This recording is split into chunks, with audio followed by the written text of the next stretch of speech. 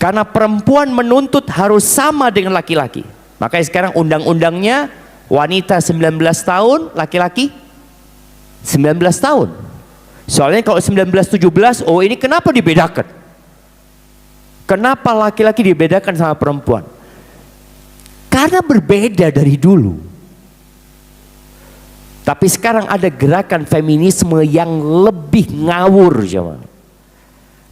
Mereka mau menghilangkan yang namanya jenis kelamin. Selamat datang di channel Kalam Syiar FM. Terus itu. Ahibati fillah. Ibu-ibu ini sibuk.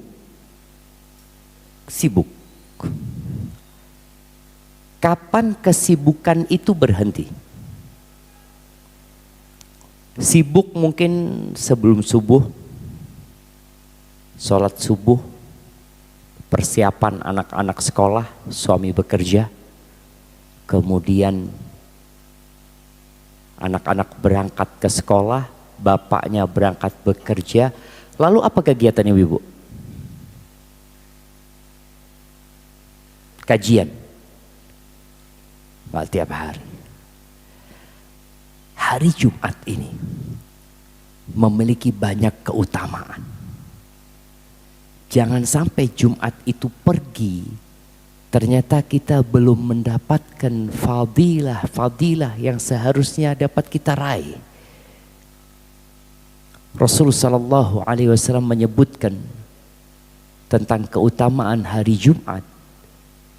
Fihi khuliqa Adam. Cerita manusia pertama itu dimulai di hari Jumat. Kemudian manusia pertama itu meninggal di hari Jumat. Lalu kehidupan di dunia akan berakhir. Kiamat kapan terjadinya? Hari Jumat. Lalu manusia dibangkitkan dari kuburnya untuk menjadi tanda dimulainya kehidupan akhirat. Kapan? Hari Jumat. Fa'akthiru fihi minas salati alayya. Kata Nabi Muhammad sallallahu alaihi wasallam, kalian perbanyak bersolawat di hari Jumat itu kepada aku. Fa inna salatakum alayya ma'rudah. Salawat yang kalian bacakan itu dihantarkan kepada aku, kata Nabi SAW. Kita kalau salawat 100 kali diantarkan kepada Nabi SAW. Ini fulan dari umatmu bersalawat 100 kali. Maka Nabi SAW memerintahkan kepada kita untuk banyak salawat. Ada pesan Nabi SAW, pesan Abdullah bin Mas'ud dalam sebuah athar. Dia mengatakan kepada Zaid bin Munabbih, engkau kalau hari Jumat usahakanlah paling tidak salawatmu tidak kurang dari 1000 kali. Baca Allahumma salli ala Muhammadin nabiyil ummi. Allahumma salli ala Muhammadin nabiyil ummi. Allahumma salli ala Muhammadin nabiyil ummi, dan salawat-salawat yang lainnya. Tapi intinya di hari Jumat ini usahakan kita memperbanyak salawat, membaca surat Al-Kahfi, kemudian berdoa di akhir Jumat. Karena ada waktu mustajab yang Allah rahasiakan. Jamaah rahimakumullah, tema kita hari ini berkaitan dengan feminisme dan liberalisme. Ini tema yang cukup berat ya.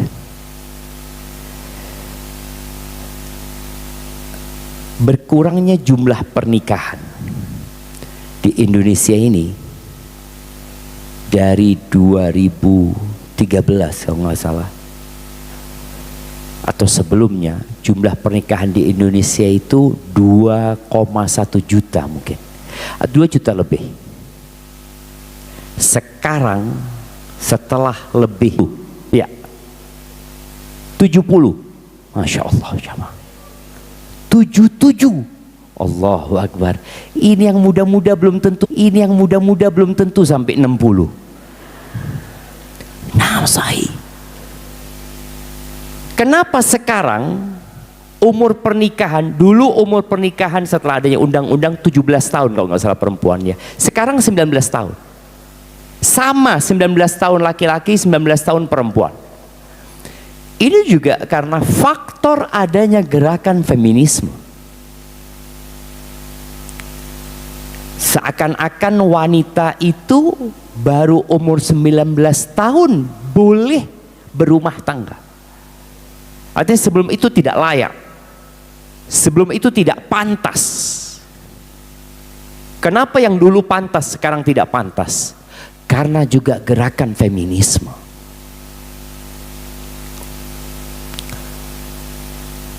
Anak ingat di Surabaya ada satu kawan, dia cerita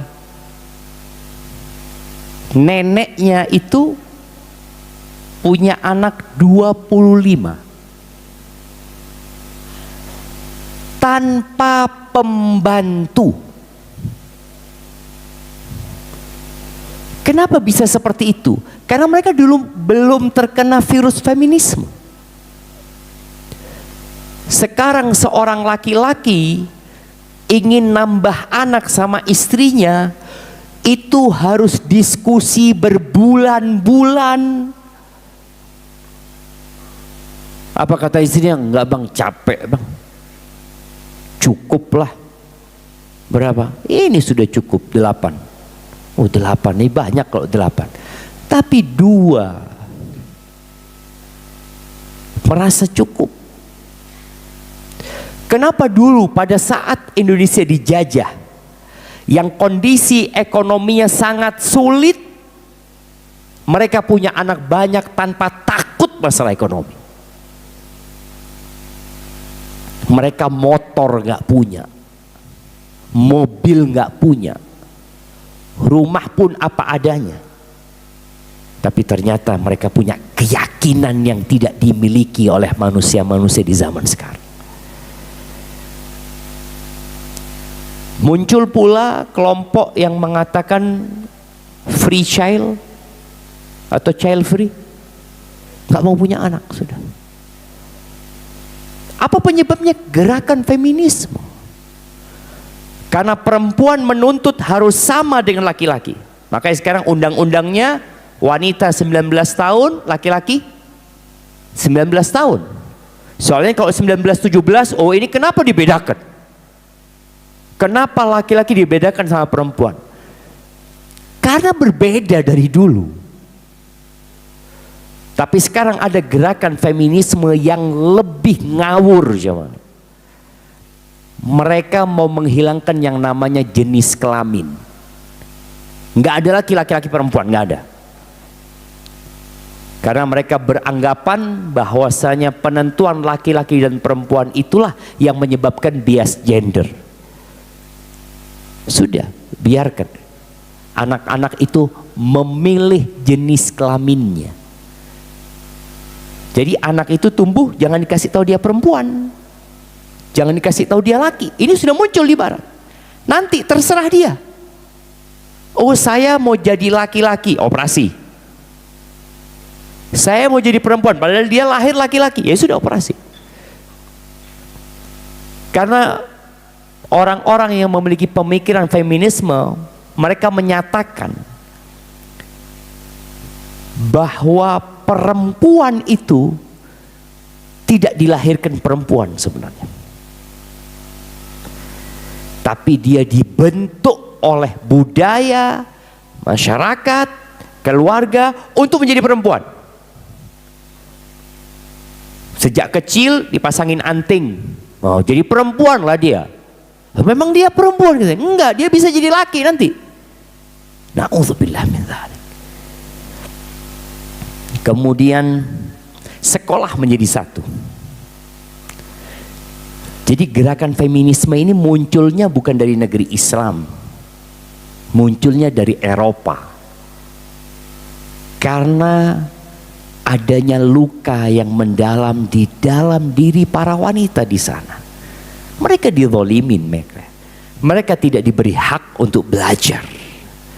Mereka tidak diberi hak kepemilikan. Jadi perempuan di Eropa sebelum terjadinya beberapa revolusi, apalagi revolusi 1668 Mei, itu perempuan nggak punya hak memiliki. Nggak ada. Jangan bicara hak waris. Nggak punya dia. Mereka jadi orang yang diabaikan, seakan-akan hanya benda yang dimanfaatkan. Mereka tidak punya hak belajar.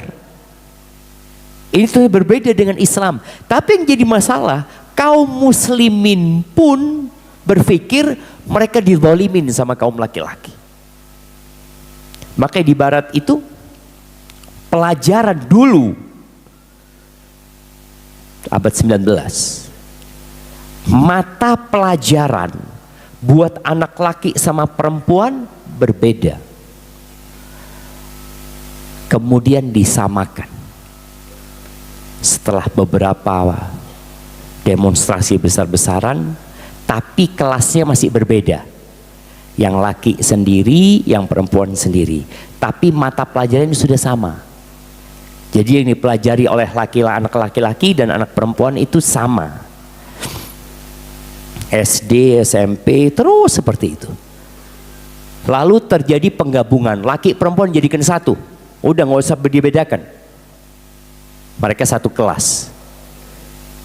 Dan sampai hari ini pun diberlakukan di berbagai negeri Islam. Salah satunya Indonesia.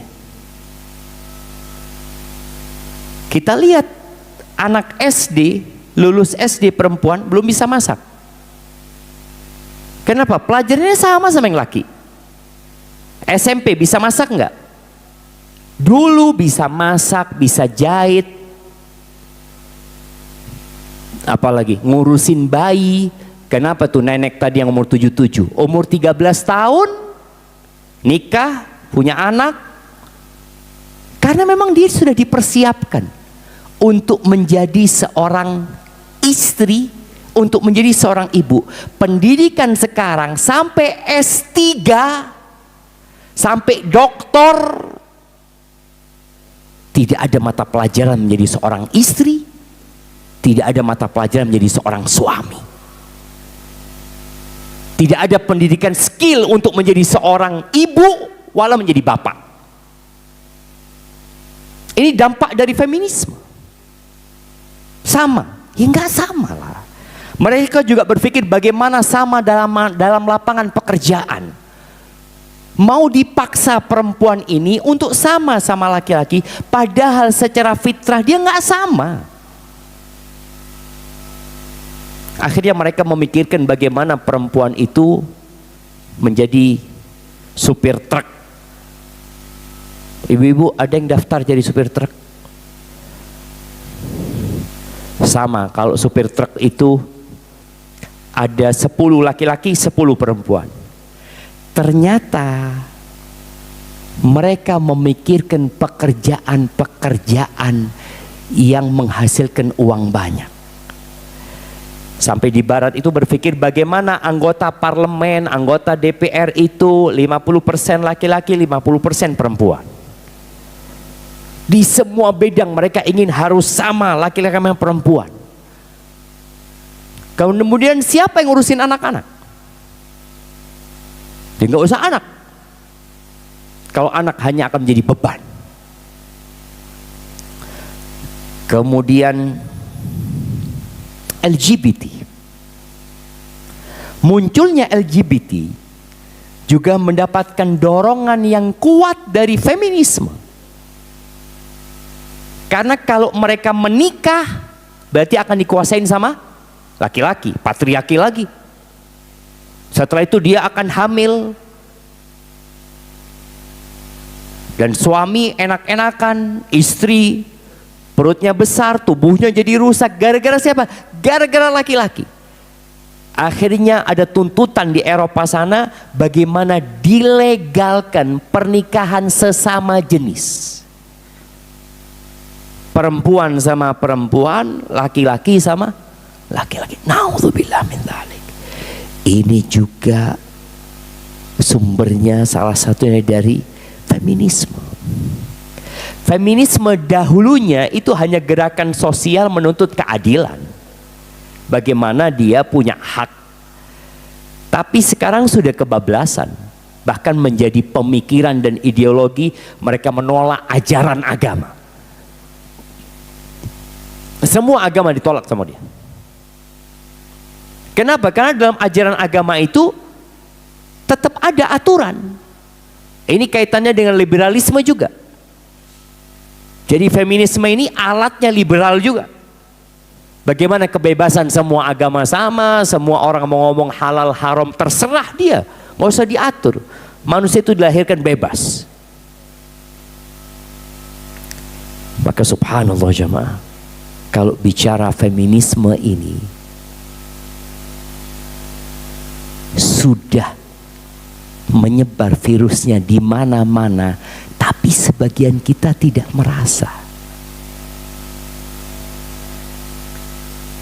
Banyak orang tua menyekolahkan anaknya yang perempuan, yang tinggi sekolahnya, kuliah lagi, untuk apa? Untuk bekerja, untuk cari fulus, untuk cari uang. Dan ketika dia mencari uang, punya uang, dia merasa setara sama laki-laki. Dua insan ini memiliki peran yang berbeda dan saling melengkapi. Tapi enggak, feminisme ingin kesamaan, sama persis. Ahibati fillah,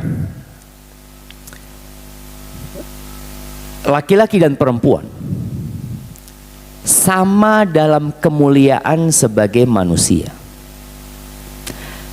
tetapi semua memiliki fungsi, kecenderungan, dan peran yang berbeda. Di Amerika itu anak-anak SMA yang perempuan pada awal gerakan feminisme dikasih boneka yang bisa menangis. Jadi mereka dikasih boneka bisa menangis, dibawa pulang ke rumahnya masing-masing. Boneka itu akan menangis kira-kira selama 15 menit, tengah malam ya. Nanti sang ibu ini, sang siswi ini akan ngasih kunci ke mulutnya atau gimana, dia baru akan berhenti 15 menit ya. Setelah itu besoknya dijelaskan sama gurunya. Itulah sulitnya kalau kalian menjadi ibu. Ini di tahun 1900-an ya. Mereka melakukan itu supaya anak perempuan itu tidak berpikir untuk menikah. Kalaupun dia berpikir seks, ya udah nggak usah nikah. Dan kalaupun menikah nggak usah punya anak. Kenapa? Repot punya anak itu. Jadi anak ini memang dibesarkan supaya tidak berpikir menjadi generasi yang melanjutkan generasi selanjutnya. Dia menjadi ibu, dia punya, enggak, repot. Jangan berpikir, bekerjalah engkau. Sehingga sebagian perempuan itu lebih bangga menjadi pekerja di sebuah perusahaan yang kerjanya bikin kopi. Kan ada di beberapa perusahaan yang antarkan kopi ke kantor ini, ke kantornya fulan, daripada dia membuatkan kopi untuk suaminya. Kenapa? Kalau di rumah nggak dapat duit, di luar dapat duit. Dan itu sudah mengakar di tempat kita. Ketika seorang anak perempuan bekerja, kemudian menikah, lalu sang suami mengatakan kepada istrinya, engkau sudah istriku, udah nggak usah kerja, aku yang akan mencukupi semua kebutuhanmu. Sang istri, iya.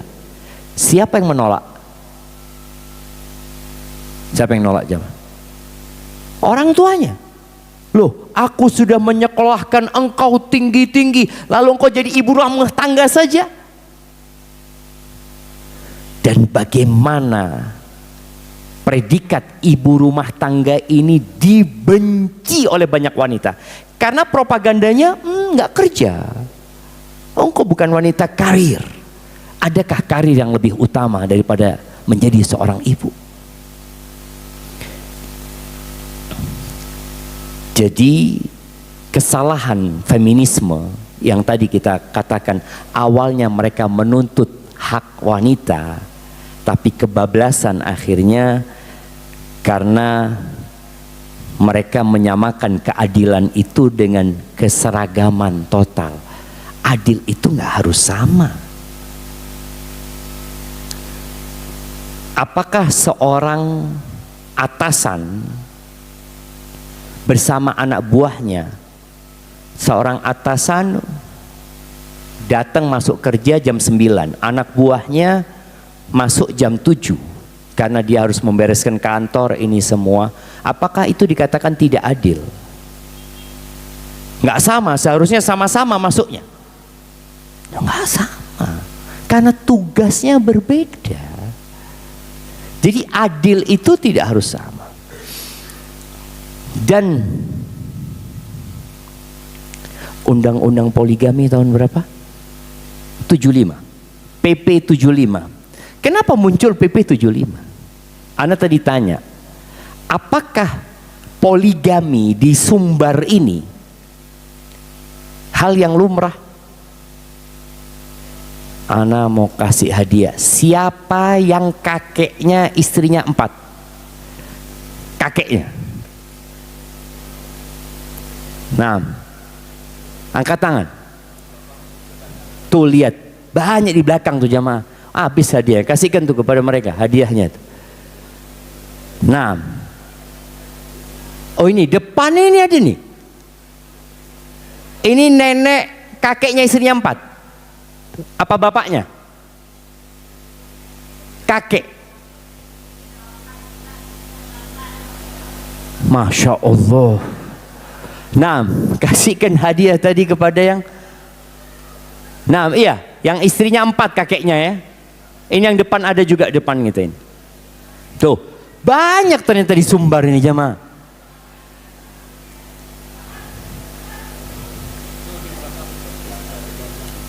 Istrinya 4. Allahu Akbar. Nah, kasihkan hadiah lagi. Bukan satu ya, ada banyak. Tuh, satu. Itu yang di belakang sana ya. Allahu Akbar. 1, 2, 3, 4, 5, 6, 7, 8, 9, 10, 11. Allahu Akbar jamaah. Nggak apa-apa, hadiahnya kasihkan semuanya juga. Kalau nggak ada nanti habis hadiahnya sudah. Yang depan sini, yang depan sini kasih hadiah. Yang depan sini kasih hadiah. Tadi itu hal yang lumrah dan tidak ada masalah. Tidak ada perasaan ini kaum patriarki, mereka ingin mendolimin wanita, nggak ada. Sekarang ada istilah namanya memperkosa istri. Kenapa muncul? Feminisme lagi. Jadi poligami ini jadi buruk citranya. Dianggap seorang laki-laki yang melakukan poligami tidak setia, zalim. Loh, kalau bicara tidak setia dan zalim, jangan bicara poligami. Ada suami istrinya 1 ya zalim. Ada suami istrinya 1 ya tidak setia, dia berzina kemana-mana. Na'udzubillah min dzalik. Secara agama kita akan memandang bagaimana sekarang pemikiran feminisme ini. Kalau tidak diperbaiki, Menteri Agama yang baru itu prihatin. Karena dari 1,5 juta pernikahan, hampir 500.000 yang bercerai. Sepertiganya bercerai. Kenapa? Karena laki-laki tidak disiapkan untuk menjadi suami. Nggak ada pelajaran jadi suami, nggak ada. Sang istri tidak sang perempuan tidak disiapkan untuk menjadi istri. Umurnya sudah diundur. Dari tadi 13 tahun bisa menikah, ada yang 12 tahun menikah, ada yang 15 menikah, sekarang udah dibikin 19 tahun, tapi tidak dipersiapkan. Apa gunanya diundur umurnya, tapi kok tidak dipersiapkan? Akhirnya Menteri Agama berpikir bagaimana mereka yang menikah paling tidak harus ngambil 1 atau 2 semester. Mereka harus belajar bagaimana menjadi seorang istri. Sekarang Allah sudah berikan kemudahan jamaah.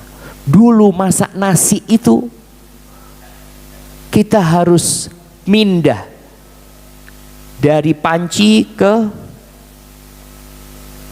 apa namanya kalau bahasa Jawa supluan ya. Bukan termos, wah termos. Dari panci awalnya dikasih air dulu, ditunggu sampai terus dipindah lagi kan? Apa namanya? Kukus. Oke, dikukus setelah itu. Dan kita ngidupin kompornya itu lama.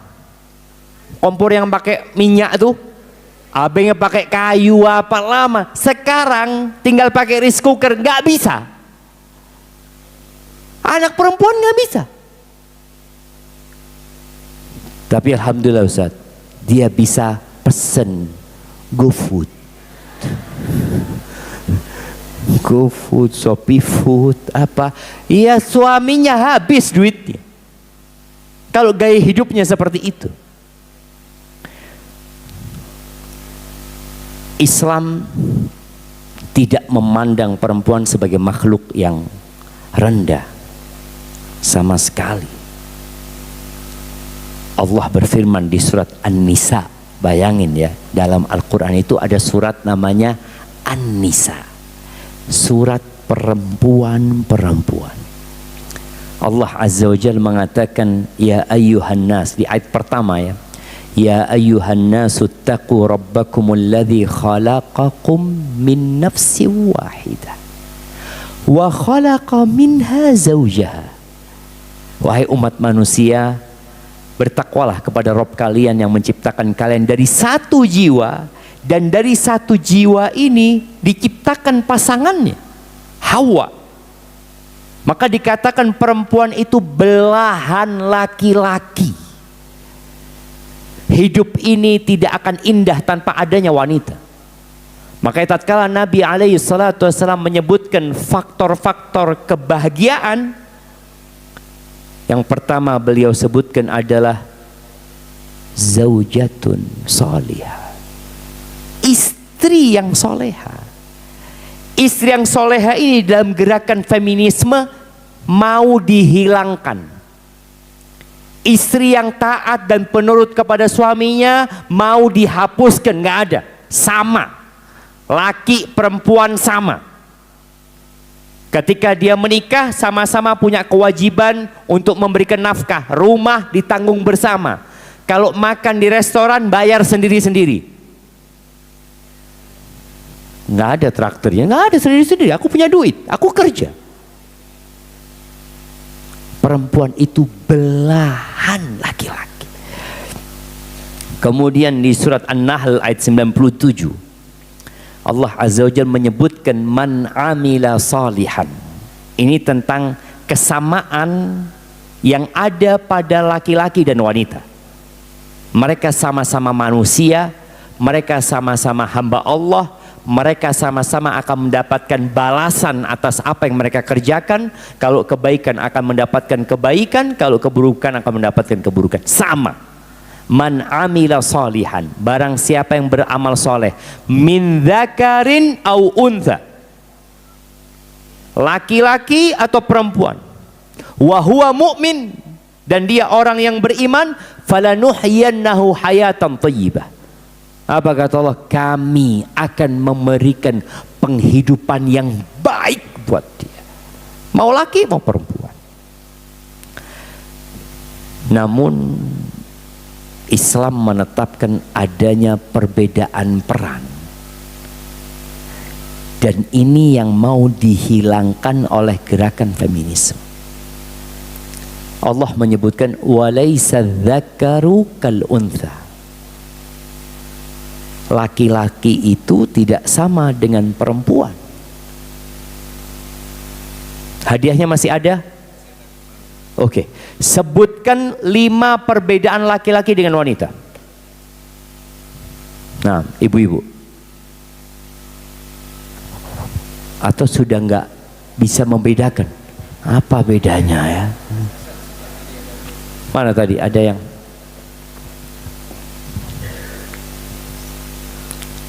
Nah, fadhal, mana yang mau jawab? 5 perbedaan laki-laki dan wanita. Assalamualaikum warahmatullahi wabarakatuh. Waalaikumsalam warahmatullahi wabarakatuh. Perbedaan laki-laki dan wanita, yang pertama fisiknya. Dari sisi fisik. Fisiknya, karena tenaganya berbeda, yakni untuk pekerjaan pun wanita dan laki-laki berbeda. Siap. Itu udah berapa ya? 1. Oh, 1 ya. Fisik ya. Fisik tadi kan, fisik. Iya. Oke, secara fisik berbeda. Kemudian Yang kedua, cara berpikirnya. Kalau laki-laki lebih logis, kalau perempuan lebih perasaan. siap, betul. Kalau perempuan lebih menggunakan perasaan, laki-laki lebih logis. Makanya guru TK itu ada yang laki-laki. Adalah, tapi sedikit sekali. Tapi kebanyakan perempuan. Oke, yang ketiga. Yang ketiga, kalau laki-laki lebih sedikit berbicara, kalau perempuan lebih banyak bicaranya. Masya Allah. Ya, betul. Apa mau disamakan? Nggak bisa. Kenapa Allah jadikan perempuan itu memiliki banyak sekali kosakata? Iya, benar. Allah berikan, laki-laki enggak? Perempuan kalau marah ngomong banyak, kalau laki-laki diam. Karena perempuan itu memang perlu ngajak bicara anak-anaknya. Kita lihat kalau seorang bapak duduk sama anaknya jarang ngomong. Tapi kalau ibu sama bayinya cerita ini itu, si bayi nggak ngerti apa-apa, dilihat emaknya ini. Tapi itu perempuan. Kemudian yang keempat, kewajiban beribadah tentunya lebih banyak laki-laki karena perempuan ada haid dan nifas. Masya Allah tuh, Allah ajak memaklumi perempuan ketika datang bulan tidak diwajibkan puasa, tidak diwajibkan sholat. Baik, yang terakhir, yang kelima. Yang terakhir, ada beberapa ibadah khusus yang seperti berperang, yaitu laki-laki wajib berperang dan wanita tidak. Lalu ada unggulnya dalam wanita seperti ibadah menyusui dan melahirkan. Masya Allah, barakallahu fikum. Tadi perempuan bisa hamil. Bisakah laki-laki hamil?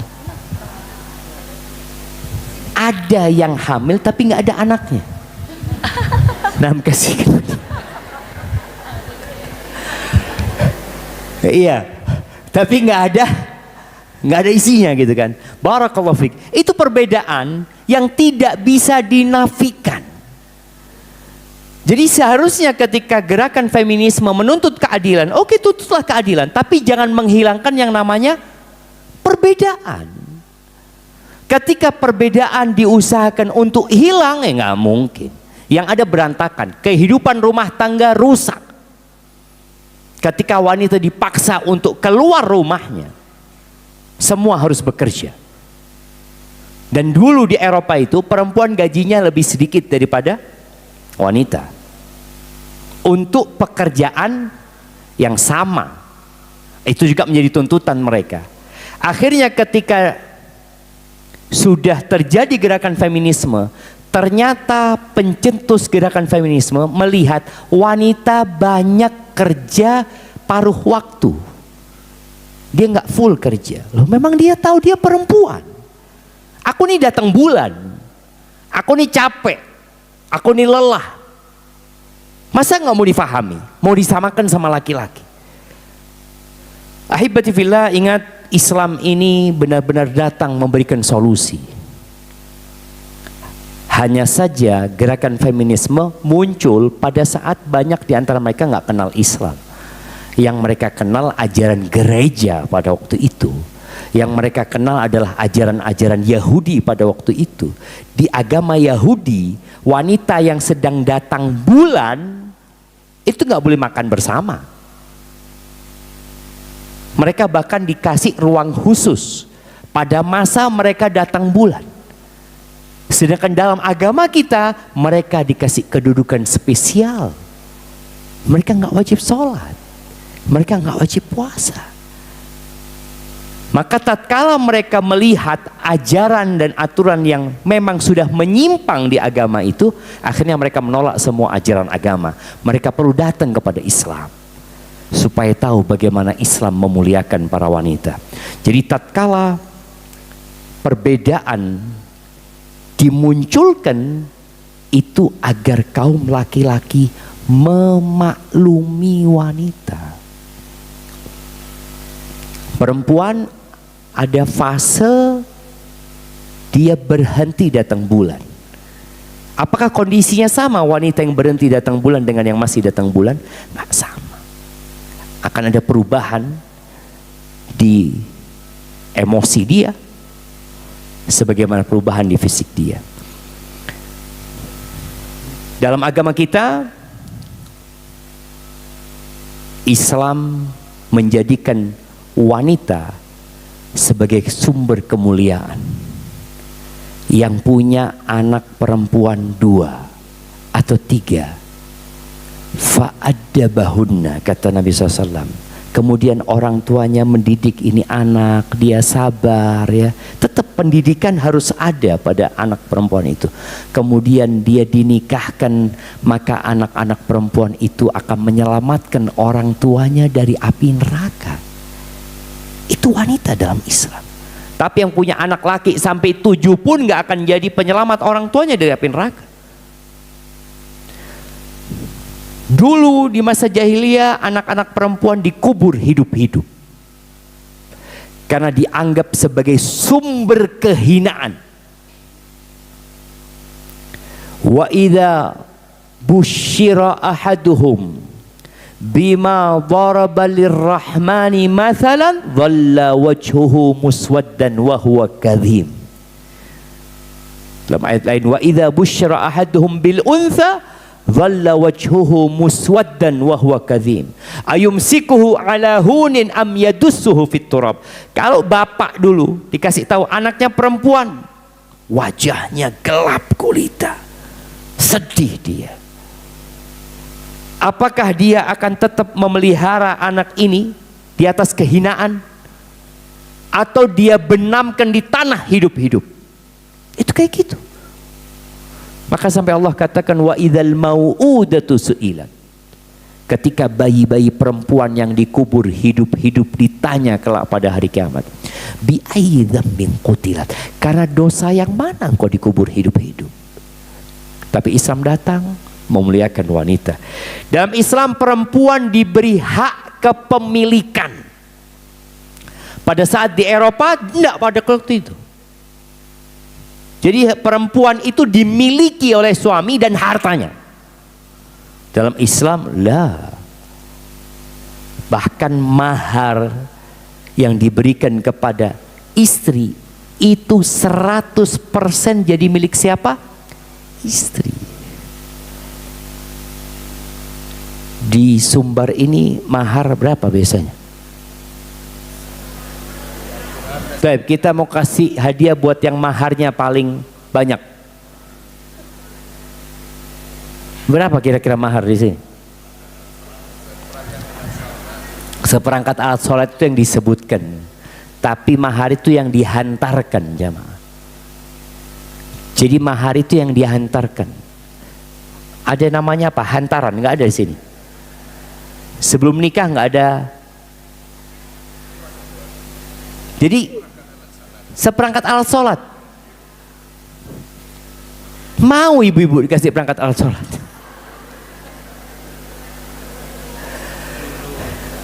Dulu, Masya Allah. Ya bebas, orang itu menentukan mahar bebas.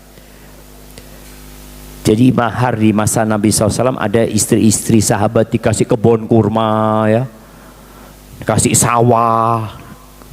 Ya terserah, karena perempuan dulu ya dimuliakan seperti itu, dikasih mahar, dan mahar itu jadi milik jadi milik perempuan tersebut. Kalau ada hantarannya gelang emas, cincin, kalung, itu nggak ada di sini. Pakaian apa? Ada. Gimana?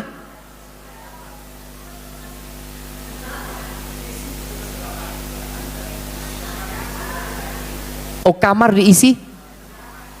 Oke. Iya, apa yang diberikan laki-laki itu jadi mahar dan jadi milik perempuan. Dan wanita ketika punya warisan milik perempuan dan dia bebas mau dipakai apa saja tanpa persetujuan suami, itu milik dia. Tapi adab, ya dia izin sama suami. Tapi wanita bekerja boleh dalam Islam, selama tidak meninggalkan kewajibannya sebagai seorang istri atau sebagai seorang ibu, dan selama pekerjaannya diperbolehkan dalam pandangan agama. Khadijah punya dagangan yang banyak dan kaya raya Khadijah. Ini Islam. Kemudian perempuan diberi hak waris, tapi kan separuhnya laki-laki. Tapi Anda mau tanya, kapan perempuan itu dapat warisan sama dengan laki-laki?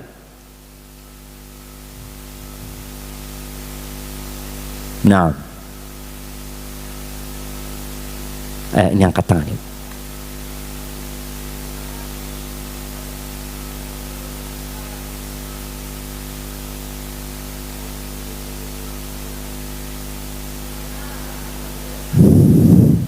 Jangan dibeli orang tua, enggak lah, tetaplah. Ada perempuan, laki perempuan ini warisannya sama.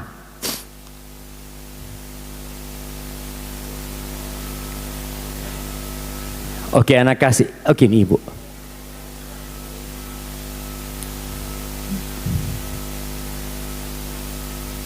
Enggak.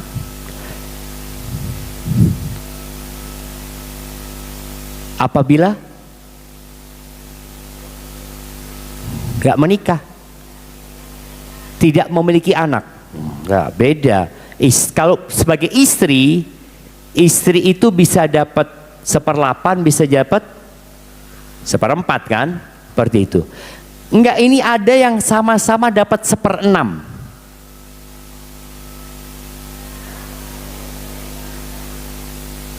Apabila dibagi sebelum orang tua meninggal, bukan warisan jadinya. Iya. Enggak boleh anak dapat wasiat. Ini bukan anak ya. Ini bukan anak, tapi laki-laki dan perempuan. Warisannya sama. Dapat 1/6. Siapa? 6.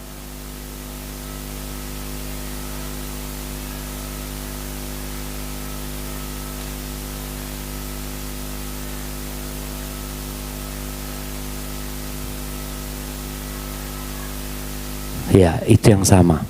Itu di surat apa? Surat apa itu? An-Nisa ayat 12. Bukanlah. Nah, nggak apa-apa, kasih hadiahnya. Bapak dan ibu juga dapat sama. Ayah dan ibu kapan dapat sama? Kalau anaknya meninggal dan punya anak. Enggak, kalau belum punya anak beda. Kalau sama punya anak, bapaknya dapat 1/8, ibunya dapat 1/8. Betul kayak gitu. Nanti salah jemaah. Coba anak cek. Nah, ini yang ada di surat An-Nisa ya.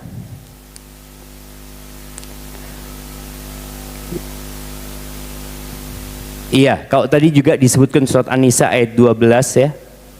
Di ayat 12, kemudian fa in kana, ini di surat An-Nisa ayat 11, Allah menyebutkan Wali abawaihi likulli wahidin minhumas sudus. Jadi bapak dan ibu itu dapat warisan sama-sama 1/6 kalau anaknya meninggal punya anak. Kalau anaknya meninggal punya anak, kan nggak selalu orang tua meninggal duluan. Tapi dia punya anak, anaknya punya istri dan punya anak. Jadi bapak ibu ini dapat warisan sama, laki dan perempuan sama warisannya. Yang tidak sama, ya sebagai seorang anak tadi, anak laki-lakinya 4, anak perempuannya 8, ya laki-laki dan perempuan bagiannya berbeda. Bagian perempuan separuh, bagian laki-laki. Apakah ini bentuk ketidakadilan? Karena tidak sama. Itulah keadilan yang sebenarnya. Karena perempuan ketika dapat warisan full milik perempuan.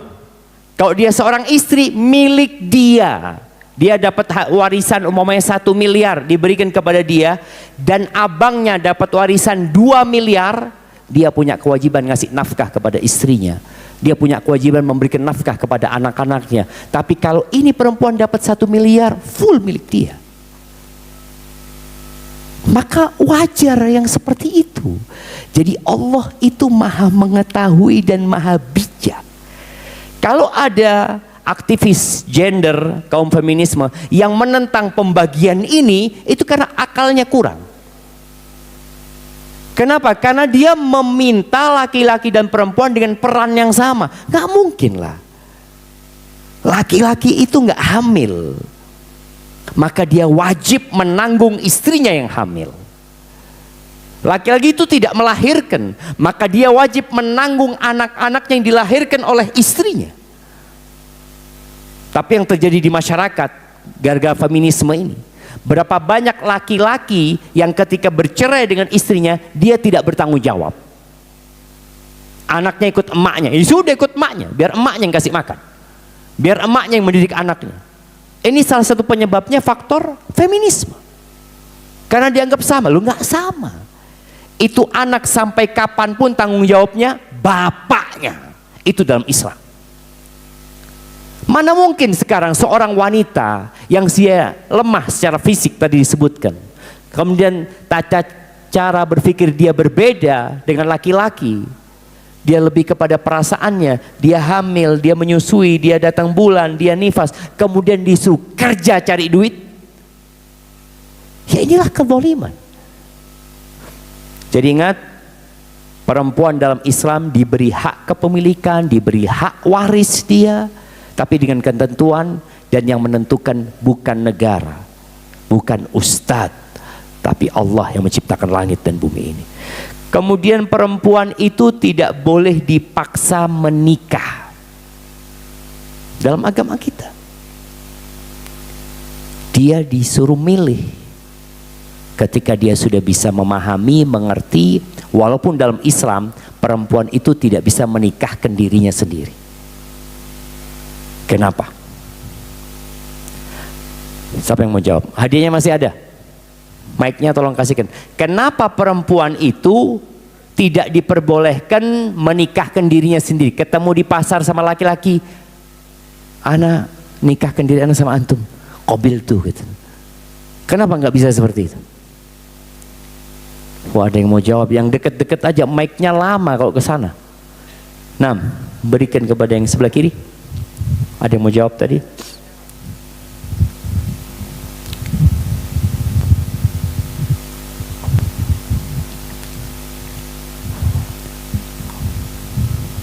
Nah, tafadhali. Assalamualaikum warahmatullahi wabarakatuh. Waalaikumsalam warahmatullahi wabarakatuh. Pertanyaannya kalau nggak salah Ustadz, kenapa wanita tidak boleh menikahkan dirinya sendiri, harus pakai wali jika dia masih gadis?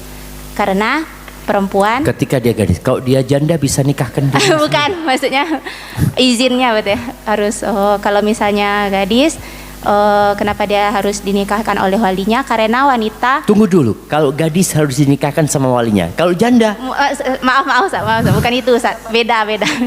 taib, perempuan. Pendapatnya maksudnya, kalau misalnya gadis dia dinikahkan oleh walinya, kenapa? Karena laki-laki bapak atau walinya seperti saudara atau pamannya yang melihat bagaimana calon itu sebenarnya di luar.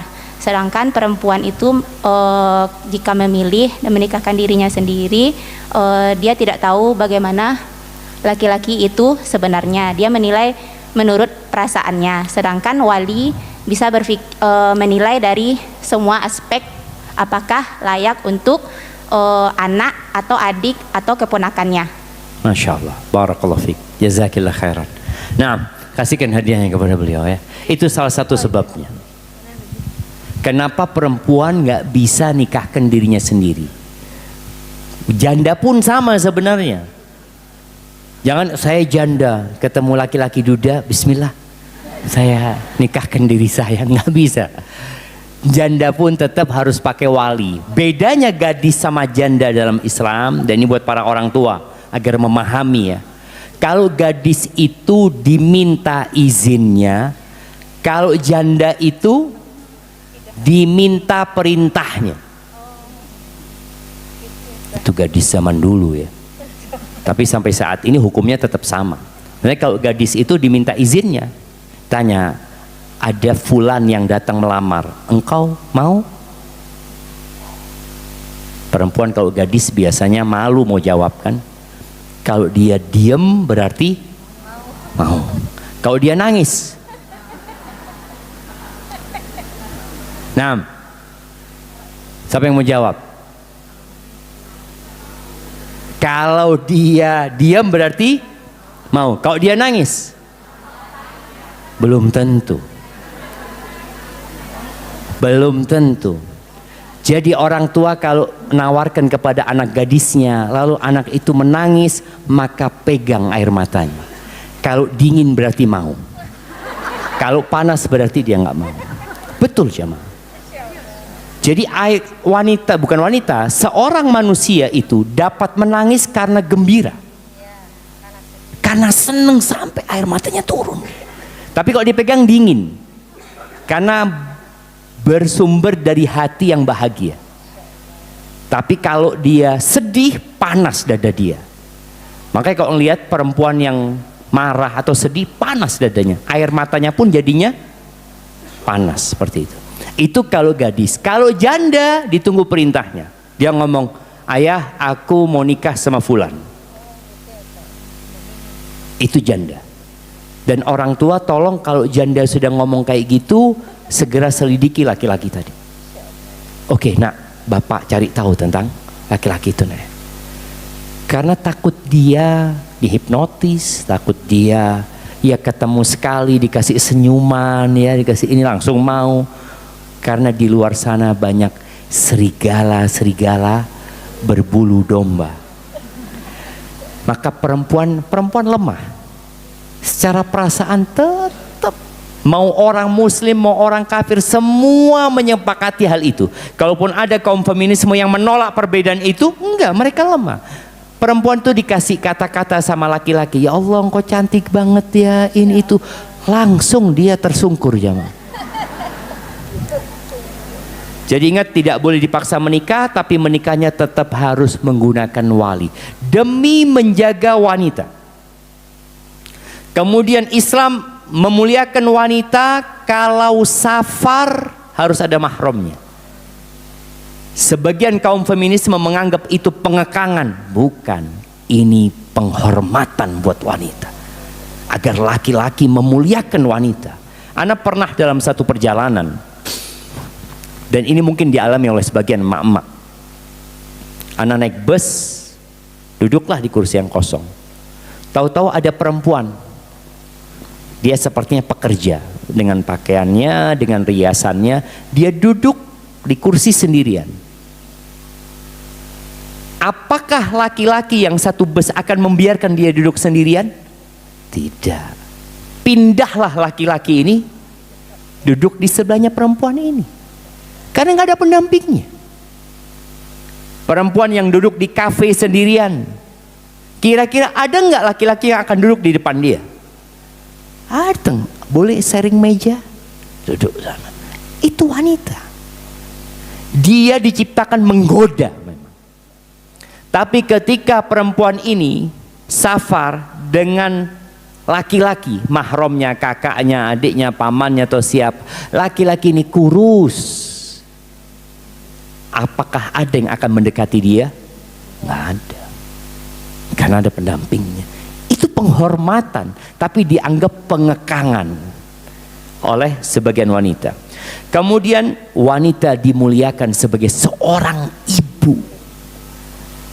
Bayangin ya, bagaimana anak itu wajib menghormati ibumu, ibumu, ibumu, baru bapakmu.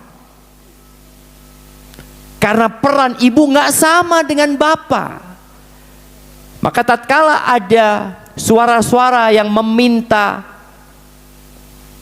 kesetaraan, oh enggak bisa, tetap ibu. Ibu kita Kartini, istri keberapa? Siapa yang tahu? Nah, siapa yang jawab? Istri keberapa? Keempat ibu kita Kartini. Itu nggak pernah ditampilkan, jamaah. Kasih hadiahnya, jamaah. Ibu kita Kartini istri keempat. Dan tidak ada masalah di masa itu. Dan dia tidak menuntut karena dia jadi istri keempat. Lah, nggak ada masalah. Yang penting hak-haknya diberikan oleh suaminya. Tapi yang dimunculkan di masyarakat bagaimana dia menjadi pahlawan tapi lupa dengan status dia yang sebenarnya. Yang ditakutkan tadi kaum feminisme akhirnya nggak jadi untuk mengangkat beliau lagi. Karena beliau menjadi istri keempat akhirnya menginspirasi para wanita untuk jadi istri keempat nantinya. Akhirnya mereka untuk tidak menolak poligami. Jadi ingat, dalam Islam ibumu, ibumu, ibumu, baru bapakmu. Kemudian peran ibu hendak dihilangkan oleh kaum feminisme. Nggak ada. Yang ada ya sudah, pekerja. Ahibati fillah, Allah Azza wa Jal berfirman, wa ashiruhunna bil ma'ruf. Kata Allah, pergaulilah istri-istri kalian dengan cara yang ma'ruf, dengan cara yang baik, yang penuh penghormatan. Nabi SAW mengatakan, an-nisa'u naqisatu aqlin wa din. Perempuan itu akalnya kurang dan agamanya kurang. Pernyataan ini bukan untuk merendahkan wanita, tapi agar laki-laki memaklumi kekurangan wanita. Wanita itu sering lupa. Karena akalnya kurang tadi, dia sering lupa. Suaminya berbuat baik 10 kali, jangan 10 kali, sepanjang tahun, lalu melakukan sebuah kesalahan, perempuan ini lupa dengan semua kebaikan suaminya. Maka dalam Islam, laki-laki hendaknya memaklumi hal itu, karena memang sifatnya dia seperti itu.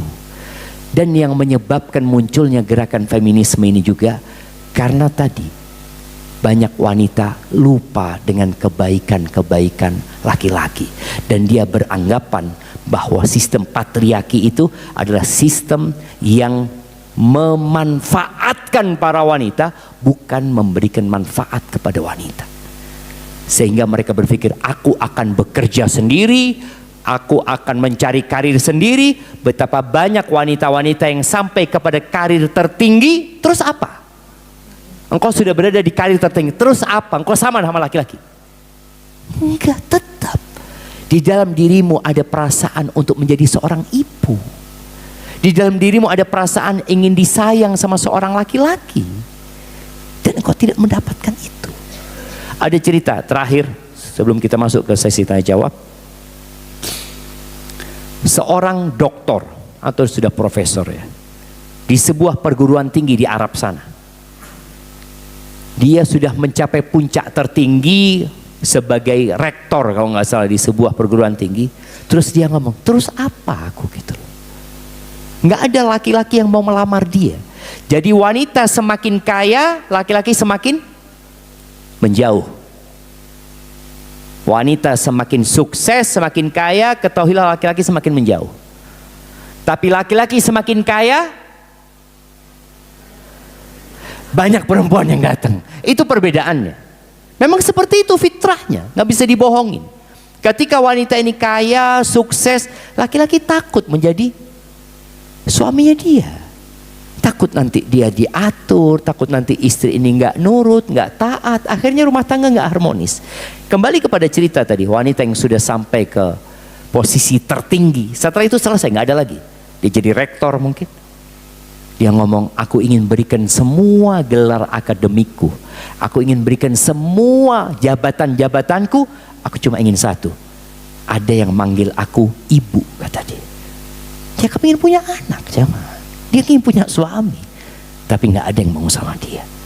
Hadza wallahu a'lam bishawab. Itulah yang dapat kita kaji pada kesempatan kali ini. Mungkin kita masuk ke sesi tanya jawab. Nah, tafadhol kalau ada pertanyaan.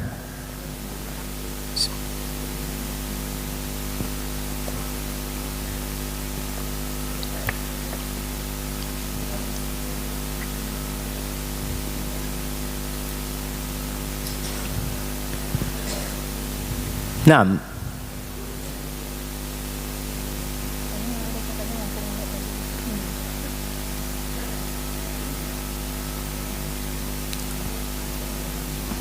jazakallah khair.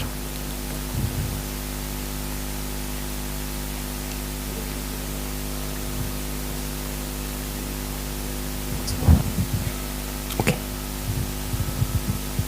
Nah, baik. Saya punya, ini dari hamba Allah, didiagnosa dokter, psikiater, bipolar, dan anxiety.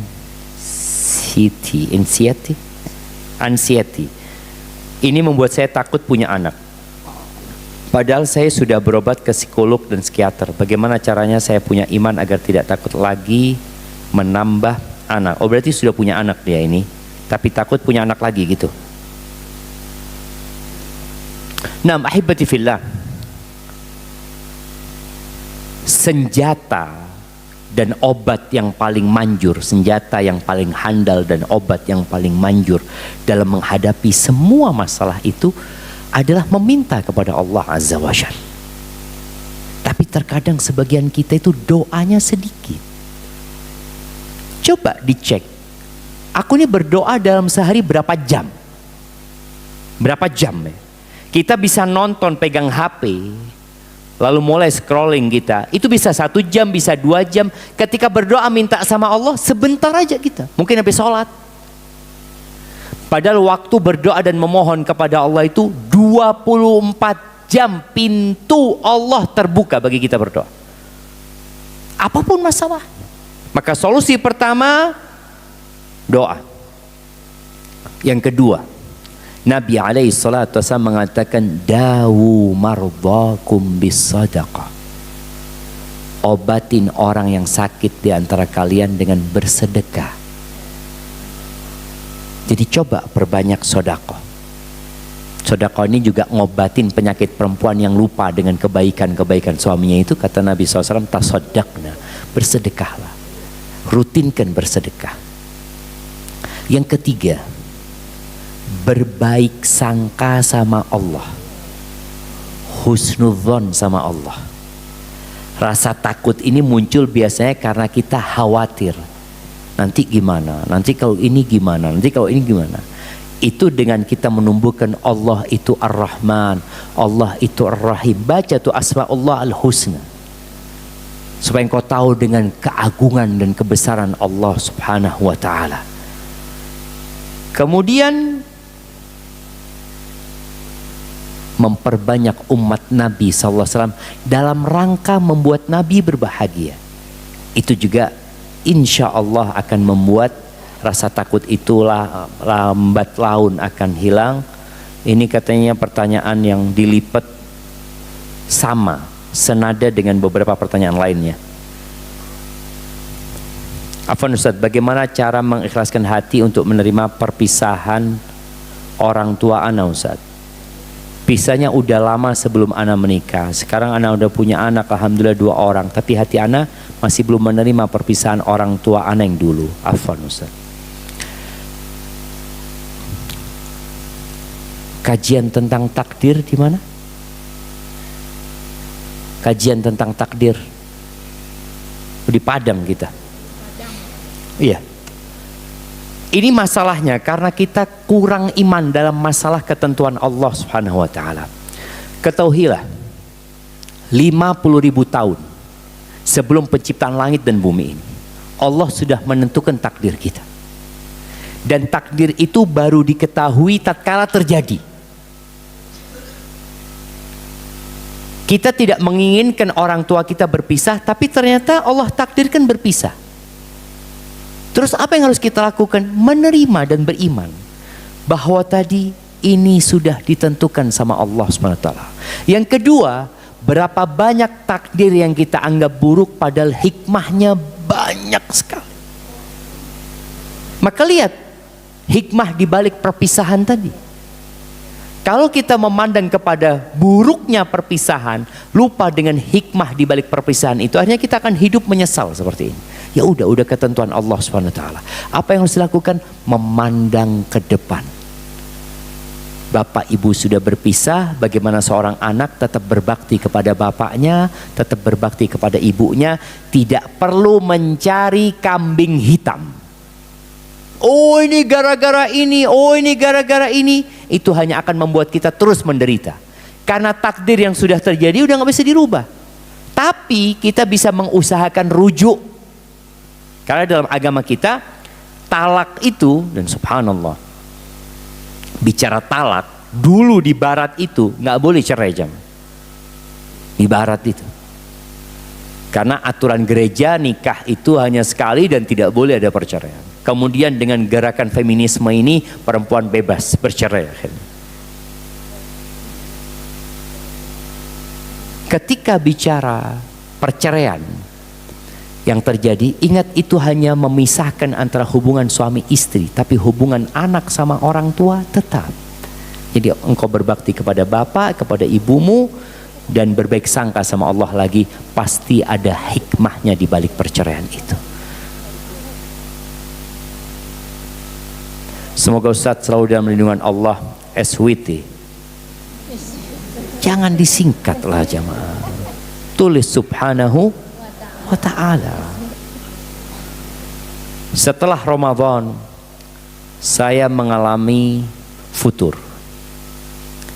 Biasa bulan Ramadan saya bisa mengaji sampai 4 juz sehari. Namun setelah Ramadan kadang 1 juz itu bisa sampai 2 hari. Doa yang dipanjatkan ketika Ramadan rasanya khusyuk sekali. Walaupun sekarang rasanya setiap hari ingin kembali seperti Ramadan dulu. Walau kadang tertatih-tatih. Apakah itu menandakan saya tidak mendapatkan Lailatul Qadar Ustaz? Syukran. Iya, pertanyaan yang menarik jemaah. Tanda diterimanya sebuah amalan itu adalah kebaikan selanjutnya. Dosa itu melahirkan dosa, dan pahala itu melahirkan amal soleh. Kalau engkau ingin seperti Ramadan, nggak bisa. Kalau ingin sama seperti Ramadan, tidak bisa. Masa Ustaz nggak bisa? Kenapa nggak bisa? Karena di bulan Ramadan Allah yang sudah mengkondisikan setan-setan dibelenggu. Pintu surga dibuka, pintu neraka ditutup. Kemudian ada yang menyeru kepada kebaikan. Terus seruan itu, ya baghiyal khair aqbil. Wahai orang yang ingin kebaikan, ayo saatnya. Seruan yang tidak terdengar oleh telinga tapi dirasakan oleh hati. Makanya bisa 4 juz. Karena ada dorongan dan kondisi yang Allah memang ciptakan agar manusia itu memanfaatkan Ramadan. Dan di situ ada satu malam yang lebih baik dari 1000 bulan. Sekarang enggak. Jadi yang perlu anti lakukan adalah bersyukur. Anti tetap bisa baca Quran. Walaupun volumenya turun. Nabi SAW iktikaf di bulan Ramadan 10 hari. Apakah kemudian di bulan Syawal iktikaf 10 hari, bulan Dzulqa'dah iktikaf 10 hari, terus enggak. Itu beliau lakukan di Ramadan. Jadi apabila terjadi perbedaan, selama tidak membuat kita terjerumus dalam dosa, insya Allah aman.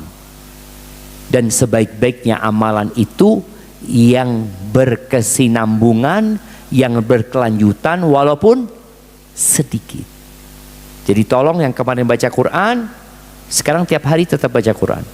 Usahakan one day one juz. One day one juz, anak Ramadan Ustaz. Oke, sekarang satu hari setengah juz. Nggak mampu Ustaz. Satu hari 1/4 juz. Nggak mampu. Satu hari 1 halaman sama artinya.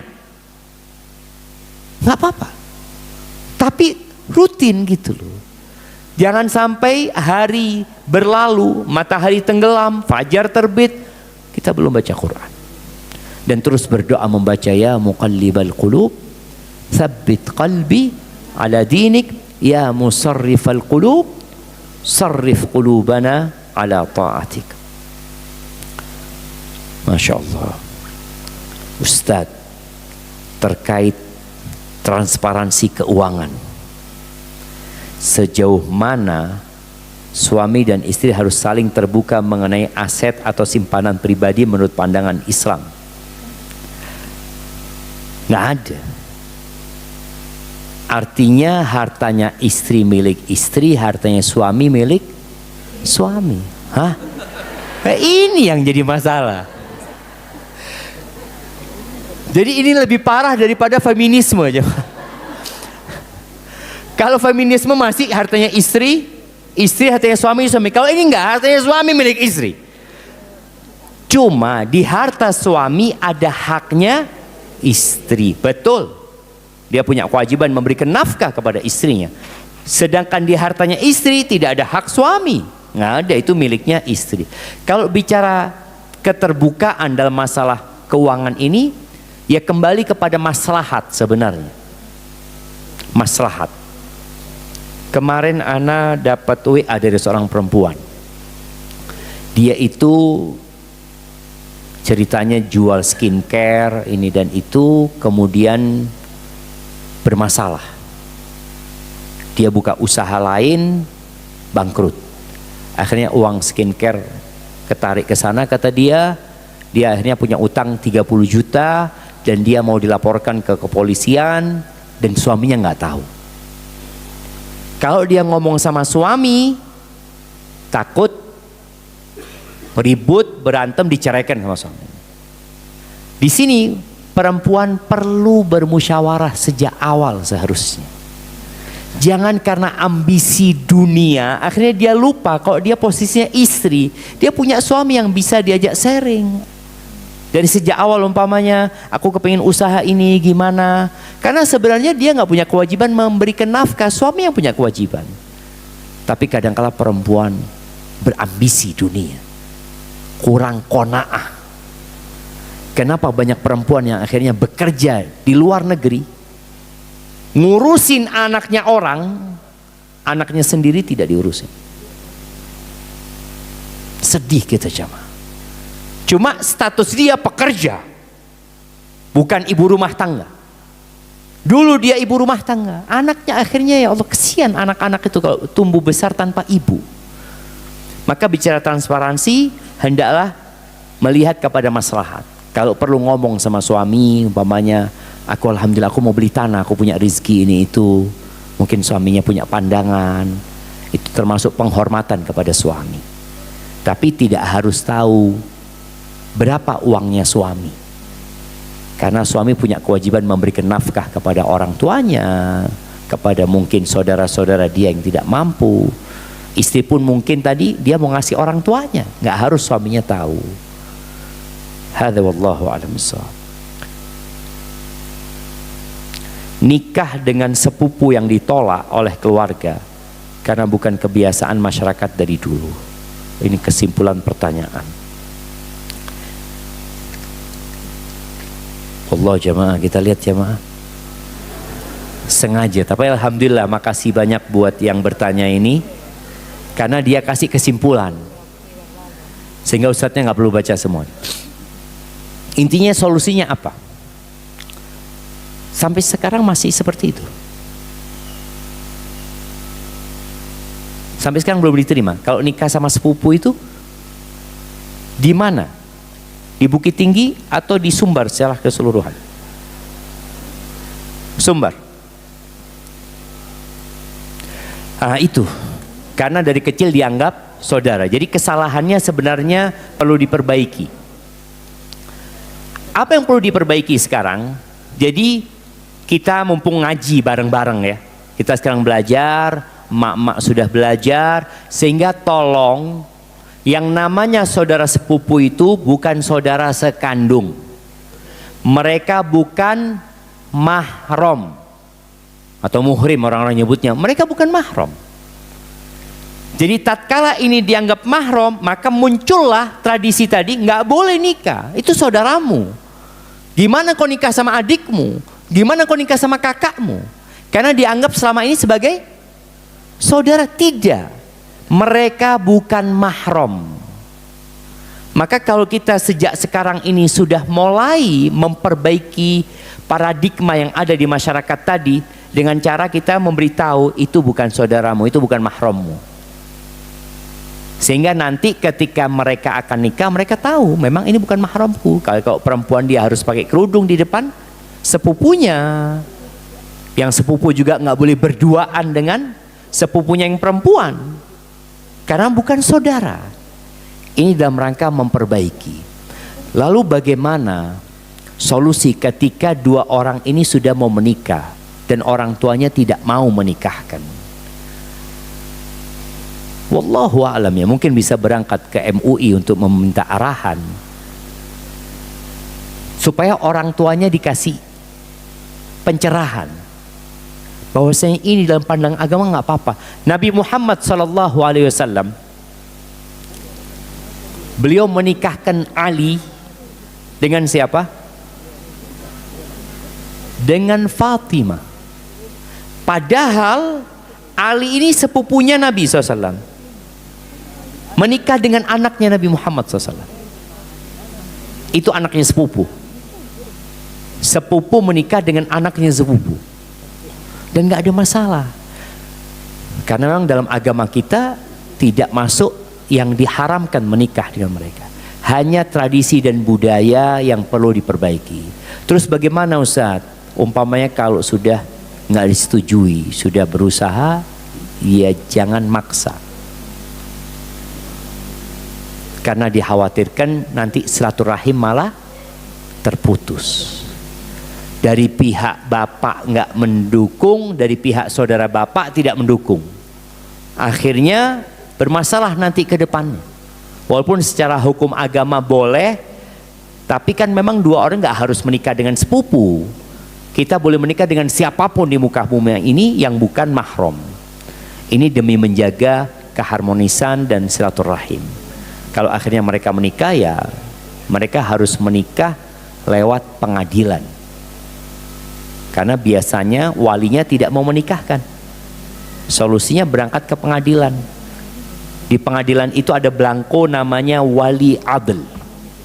Belangko wali yang menahan putrinya untuk menikahkan. Itu bisa dilaporkan ke pengadilan. Dan nanti sang wali akan dipanggil. Akan ditanya, kenapa engkau tidak mau menikahkan putrimu? Kalau alasannya tidak diterima oleh pengadilan, nanti hak perwaliannya akan dipindah oleh hakim kepada yang lainnya, kepada wali yang selanjutnya, seperti itu.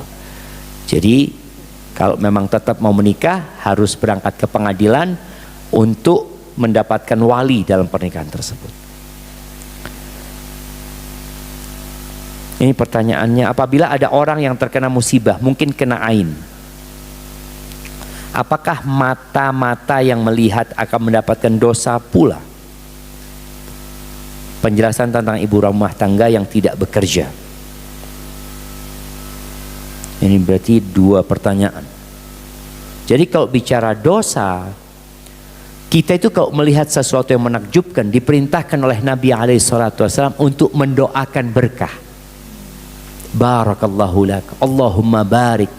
Ini kalau kepada orang lain, katakan seperti itu. Atau sebagian membolehkan Masya Allah. Kalau kita tidak menjalankan perintah dari Nabi SAW ini, kemudian saudara kita kena ain kita, maka kita termasuk yang kena dosa nantinya. Maka tolong didoakan. Tapi kalau bukan karena kita, ya aman insya Allah kita. Penjelasan tentang ibu rumah tangga yang tidak bekerja. Kok bisa disebutkan ibu rumah tangga tidak bekerja?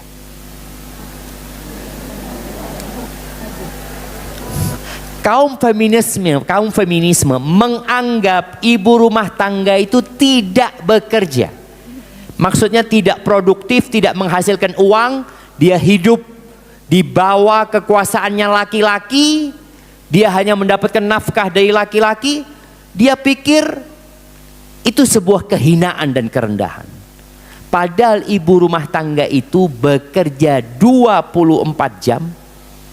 Buktinya kenapa di Amerika mereka memberikan boneka elektrik kepada anak-anak SMA tadi, yang disuruh nangis di malam hari, disuruh nunggu gendong mungkin selama 15 menit dia nggak tidur, supaya anak ini tahu beratnya menjadi ibu rumah tangga.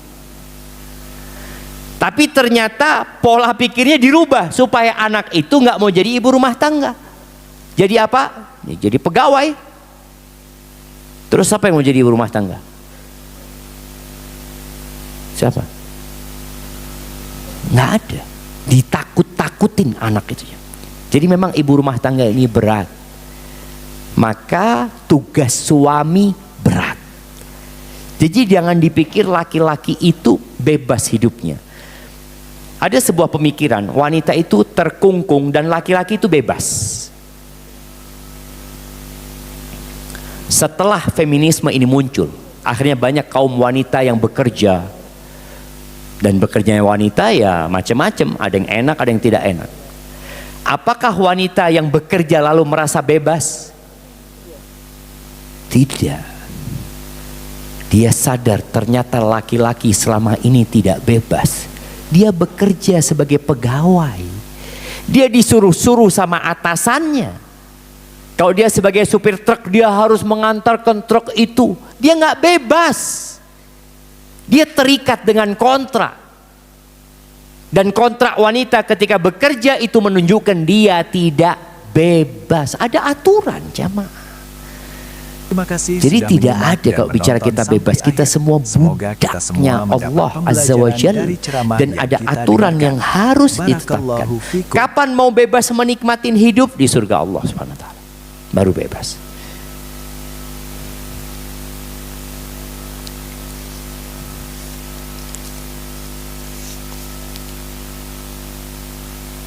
Ini sama.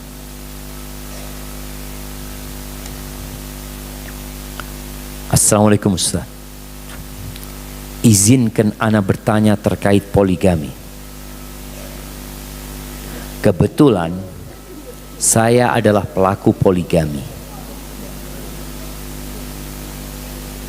Kok astagfirullah? Emangnya dosa? Ana datang sebagai istri kedua. Istri kedua dosa enggak? Tadi Bu Kita Kartini istri keempat.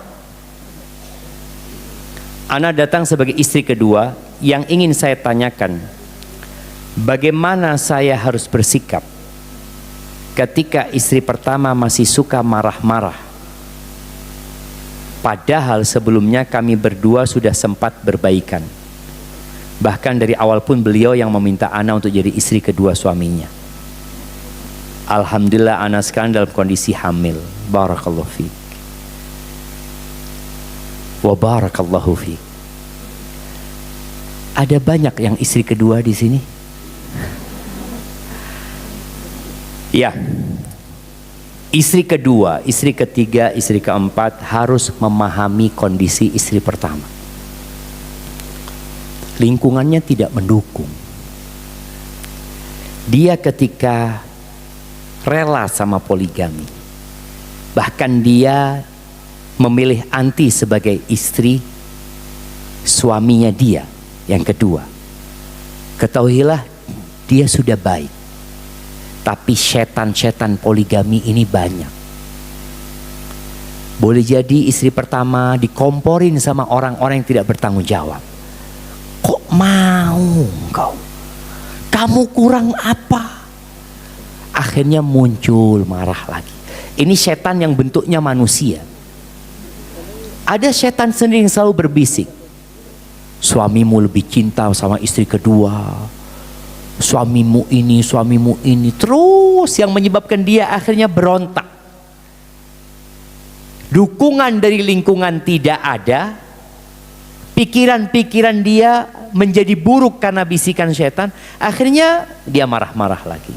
Yang perlu engkau lakukan adalah selalu minta maaf.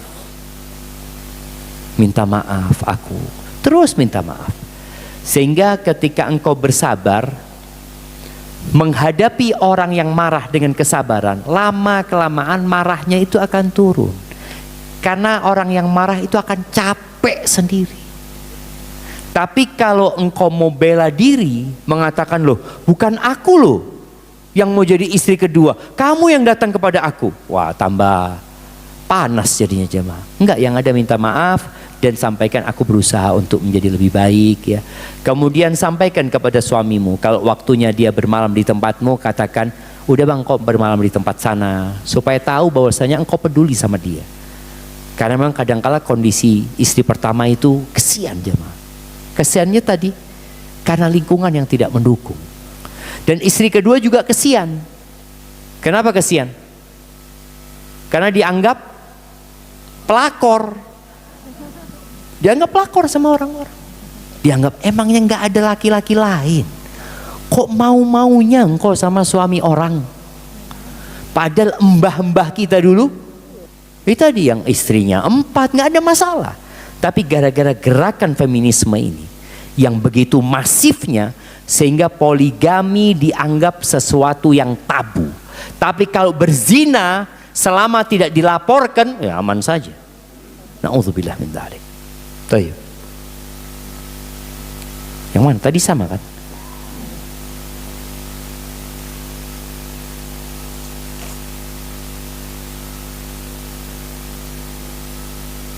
Tadi udah disebutkan urusan mahram. Ya, kok bicara mahram jamaah, hukum asalnya wanita tidak boleh safar kecuali dengan mahram. Tapi gara-gara gerakan feminisme, karena banyak wanita yang bekerja, kerjanya dia harus keluar kota, keluar negeri,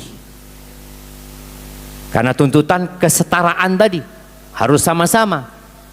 Perempuan ini keluar negeri, ya laki-laki keluar negeri, perempuan harus keluar negeri kerjaannya juga. Suaminya ditinggal.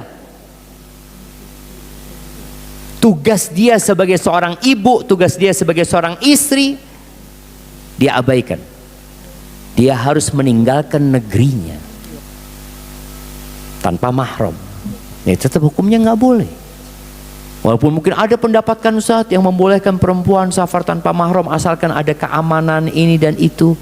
Emangnya ketika dia keluar negeri dalam rangka tugas tanpa mahram, ada keamanan buat dia?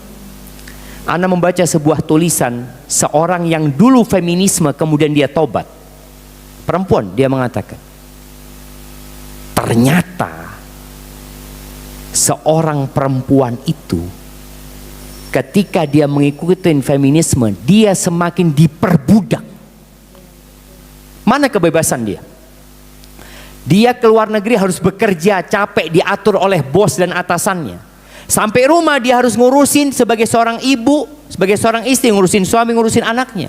Mana kebebasan itu? Gak ada. Yang ada tambahan beban buat dia. Lalu dia ceritakan, karena dia ini orang kafir, dia nyebutkan, dulu kata dia, perempuan yang di rumah itu mungkin dia selingkuh sama tukang-tukang yang datang ke rumah. Dia sebutkan itu. Tapi sekarang selingkuh dengan teman-teman di tempat kerjanya. Karena laki-laki sama perempuan bercampur baur, ketawa-ketawa, jalan bareng ke sana. Ya perzinaan semakin merajalela. Karena apa? Karena gerakan feminisme. Tapi buat mereka nggak ada masalah. Gimana nggak ada masalah? Rusak kehidupan rumah tangga. Ini anak-anak akan menjadi apa ke depannya? Maka tetap kalau bicara safar tanpa mahram, walaupun ada yang membolehkan dengan jaminan keamanan, hindarin jemaah.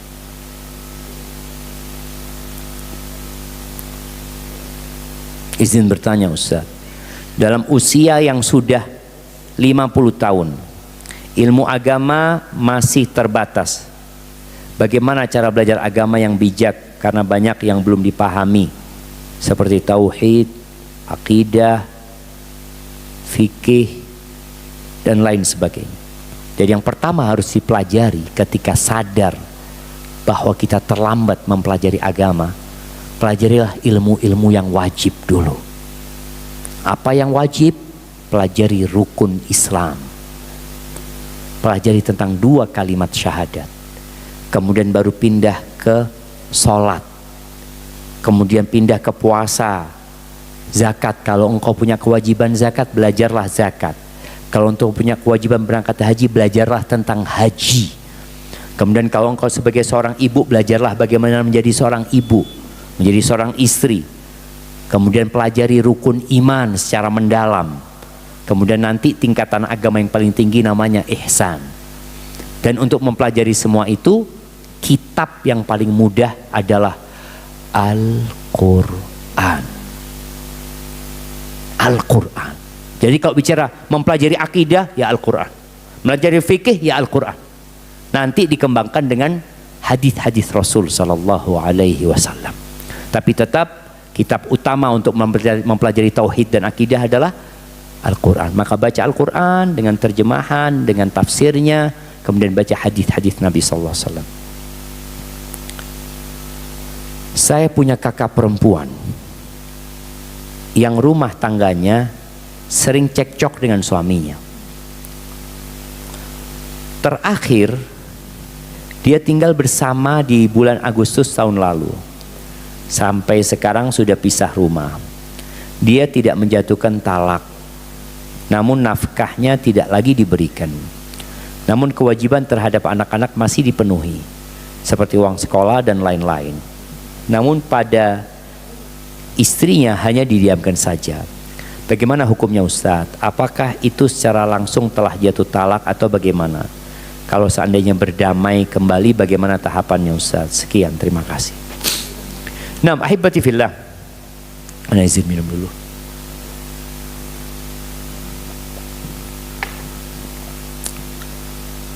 Alhamdulillah.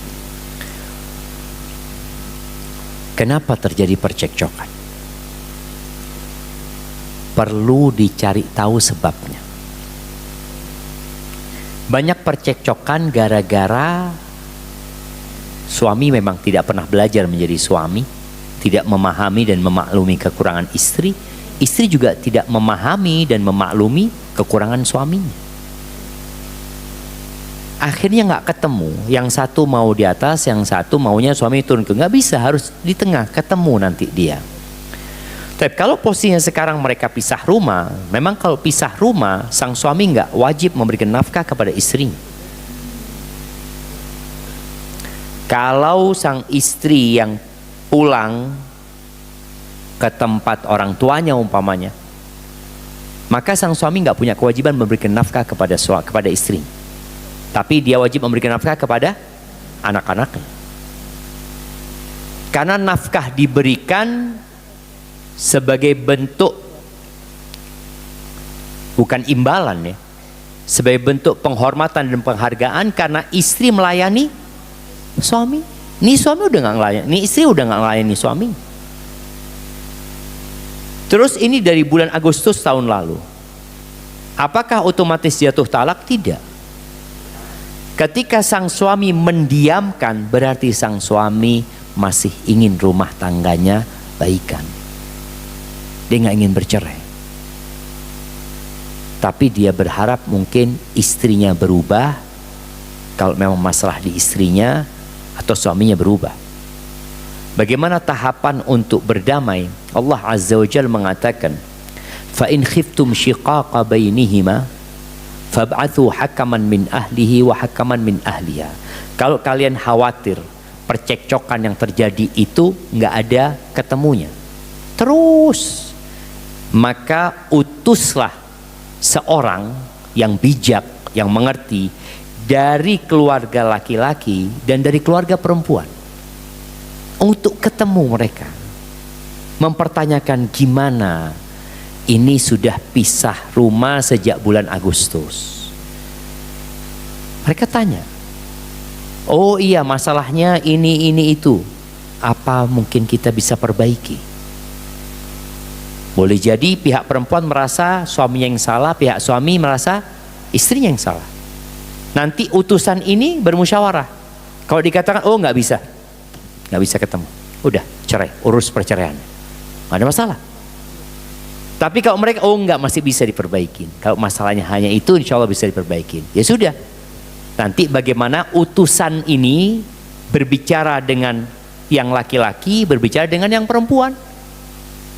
Nanti baru ketemu lagi. Dan meminta maaf itu buat wanita berat apa enggak ibu-ibu? Ibu-ibu minta maaf sama suaminya sering enggak? Hah? Perempuan itu kalau minta maaf gimana? Bang, aku minta maaf ya kalau punya salah. Enggak ngaku salah jemaah. Kalau punya salah. Maka Anda sering tegur MC, Anda ngomong MC, antum mau jadi MC, jangan pernah mengatakan kami mohon maaf kalau banyak kekurangan dan kejangan. Tapi kata kami mohon maaf karena banyak kekurangan dan kesalahan. Kenapa? Karena manusia tempatnya salah. Jadi jangan perlu ngomong kalau. Jadi ibu-ibu, subhanallah, wanita penghuni surga itu ya. Berat memang masuk surga itu. Kata Nabi SAW, kullu waludin wadud. Aud, dia adalah perempuan yang penyayang, bukan perempuan yang kasar. Karena ada sebagian perempuan punya jiwa laki-laki. Mungkin di rumah tangga dia ibunya yang dominan.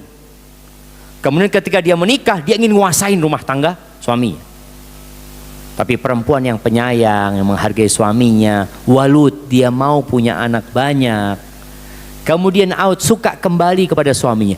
Kalau dia mendolimin suaminya atau dia didolimi suaminya, kondisinya dua. Ini mungkin kaum feminisme yang akan marah-marah. Ini gimana sih perempuan yang didolimi, dia yang minta maaf? Naam. Kenapa? Untuk menjaga keutuhan rumah tangga. Karena kalau perempuan datang kepada suaminya, padahal suaminya yang salah. Bang, aku minta maaf ya, udah bikin kau sakit hati. Kira-kira suaminya luluh enggak hatinya? Luluh, ya Allah, aku yang salah bukan engkau. Tapi karena dia nggak mau minta maaf dan suaminya jaga egonya, ya udah, nggak ketemu. Maka malam hari datang ke suaminya, mungkin dia di pojokan. Orang kalau sudah ada keributan di ranjang itu biasanya saling memunggungi gitu ya, berpunggung-punggungan. Dirubah, datang sama suaminya. Kata Nabi SAW, ini perempuan kalau dizolimin atau dia menyakiti suaminya, dia akan datang pegang tangan suaminya. Dia mengatakan, la adzuku bi ghumdin hatta tardo. Bang, aku nggak akan pejamkan mata sampai engkau maafkan aku. Ada ibu-ibu yang kayak gitu. Anak sebenarnya tanya bapak-bapak, ada ibu-ibu yang kayak gitu ya?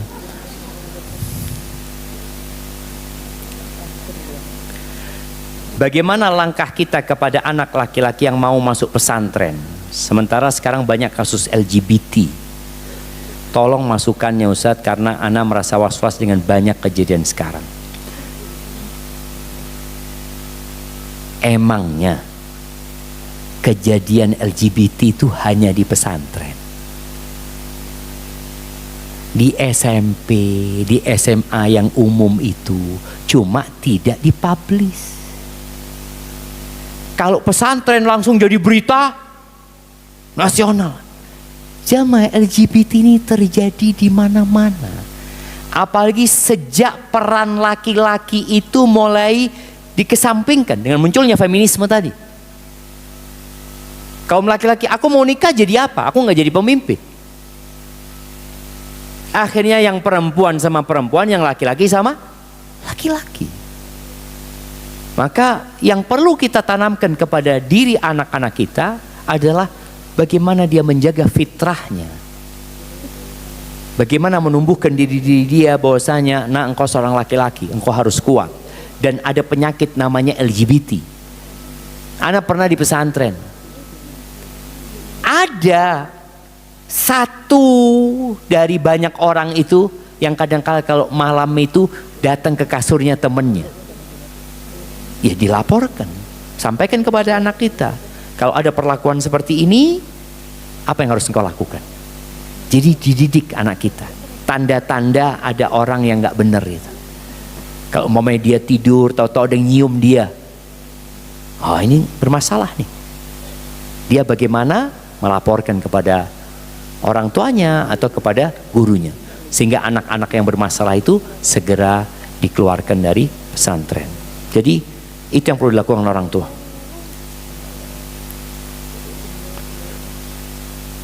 Bagaimana Islam memandang sebagai seorang anak dituntut untuk bekerja, untuk menafkahi ibu dan adiknya karena ayahnya sudah meninggal. Syukran Ustaz. Semoga Ustaz selalu sehat, amin. Nah, ahibati fillah, itulah laki-laki. Itulah laki-laki. Ucapan ini nggak boleh menurut kaum feminisme. Jadi kaum feminisme itu kalau ada anak laki menangis, nggak boleh kita kata, engkau itu laki gitu loh, jangan nangis.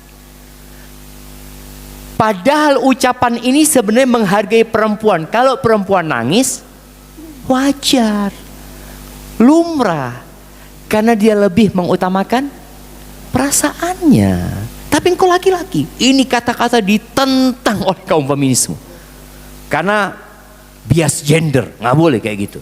Sama, kalau laki-laki nggak boleh nangis, perempuan juga nggak boleh nangis.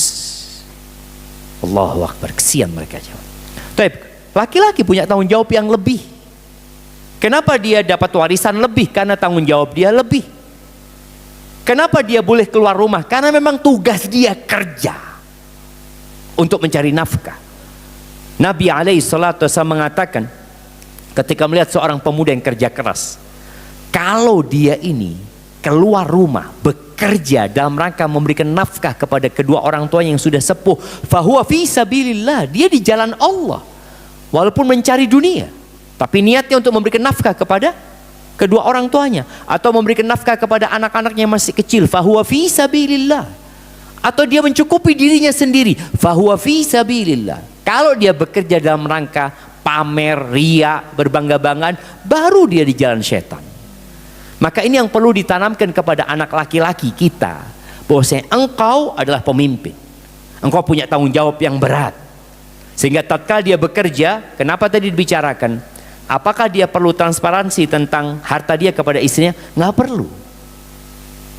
Yang perlu dia lakukan menafkahi istrinya dengan ma'ruf. Kalau gaji dia 100 juta atau penghasilan dia 100 juta satu bulan, berapa yang pantas buat istri, ibu-ibu? Ibu, kalau suami ibu penghasilannya 100 juta, kira-kira istri minta berapa? Semuanya dia minta, semuanya. Maka tadi jangan dikasih tahu. Kalau dikasih tahu, semuanya diminta sama istri. Jadi ketika suami tidak memberitahu, karena kesian sama istri. Kalau tahu istri, sang suami ngasih orang tuanya, membiayai adik-adiknya, adalah perasaan dia. Ya Allah, kok dikasih mereka. Walaupun ada perempuan-perempuan yang Masya Allah, dia yang nyuruh suaminya, bang jangan lupa ibu, jangan lupa adik. Seperti itu, ada perempuan seperti itu. Tapi kebanyakan perempuan tetap dia lebih kepada perasaannya. Jadi seorang anak laki memang harus dididik tadi, bagaimana dia menjadi pejuang untuk memberikan rizki atau nafkah kepada keluarganya, tapi dengan niat yang baik.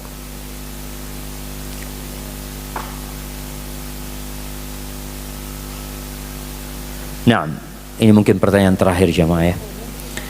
Assalamualaikum Pak Ustadz, izin bertanya. Bulan Januari lalu saya baru kehilangan anak perempuan yang baru saya lahirkan, yang saya yakini kepergiannya karena kelalaian tenaga medis. Hati dan lisan saya ikhlas Ustaz. Yang saya tanyakan, ikhlas itu apa Ustaz? Karena sampai sekarang saya masih suka tiba-tiba bersedih dan menangis. Dan apakah saya tidak salah jika saya hanya berdiam dan tidak menuntut tenaga medis tersebut? Terima kasih Ustaz. Barakallahu fiik. Yang pertama, dia meninggal karena memang takdir Allah, dia meninggal. Kalau sebabnya kelalaian dan keteledoran, ana rasa hal ini bisa dimaafkan, tapi tetap perlu ada teguran. supaya kelalaian itu tidak terjadi dengan anak-anak yang lainnya. Karena ada beberapa rumah sakit mungkin, beberapa tenaga medis yang memang lalai. Dan orang ini kalau dibiarkan boleh jadi akan berdampak kepada yang lainnya.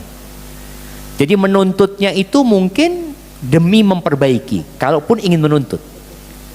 Jadi bukan untuk menolak takdir Allah SWT, tapi untuk menuntut. Kalau bicara apa yang disebut ikhlas, ikhlas itu sebenarnya tidak mencari kecuali keridhaan Allah Subhanahu wa taala. Tujuan dia adalah Allah. Itu ikhlas. Dalam musibah sebenarnya bukan ikhlas yang lebih tepat. Dalam menghadapi musibah itu tingkatan yang boleh itu 3. 1 sabar, yang kedua ridha, yang ketiga syukur. Bagaimana orang kena musibah bisa syukur? Ketika sabar, sabar itu artinya menahan diri untuk marah, untuk mengucapkan ucapan yang tidak pantas. Hatinya berat, tapi dia menahan diri. Itu sabar. Yang kedua ridha. Mungkin ini maksud dengan ikhlas di sini ridha, dia menerima sudah.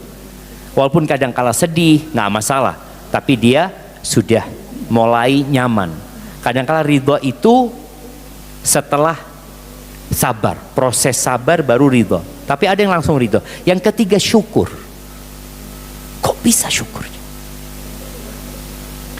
Rasul sallallahu alaihi wasallam menyebutkan ya, apabila ada malaikat-malaikat Allah yang mencabut nyawa anak kecil yang belum balik, Allah itu tanya sama malaikat ini, qabattum walada abdi, kalian cabut nyawa anak hambaku? Iya ya Allah. Allah lebih tahu.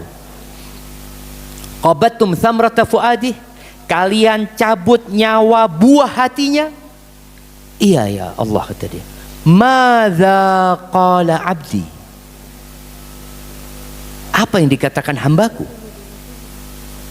Kata para malaikat, hamidaka wastarja, dia tetap memujimu ya Allah, dan dia mengatakan inna lillahi wa inna ilaihi rajiun. Apa kata Allah? Ubnu li abdi baitan fil jannah, bangunkan buat hambaku ini rumah di surga, dan kasih nama rumah itu Baitul Hamdi, rumah pujian. Ini orang diambil anaknya tetap memuji Allah Subhanahu wa taala. Alhamdulillah ala kulli hal, dia mengatakan, lalu mengatakan inna lillahi wa inna ilaihi rajiun. Ini tingkatan yang paling tinggi. Gimana kau nggak bersyukur kemudian punya rumah di surga? Semua orang berharap punya rumah di daerah paling indah di muka bumi ini, dan engkau punya rumah di surga, nggak bersyukur sama Allah. Nah, berarti dia terlalu duniawi memandang dunia ini. Itu mungkin perlu dilakukan oleh seorang yang terkena musibah, dan ini untuk siapa saja ya. Jamaah yang benar dari Allah Subhanahu wa taala, yang salah dari diri Anda pribadi, Allah dan Rasul terbebaskan dari kesalahan itu. Anda berharap semua perempuan kembali kepada fitrahnya. Kembali kepada fitrahnya, dia menjadi seorang istri, dia menjadi seorang ibu, dan dia tetap berjuang untuk menjaga negeri ini dari segala sesuatu yang bakal merusaknya.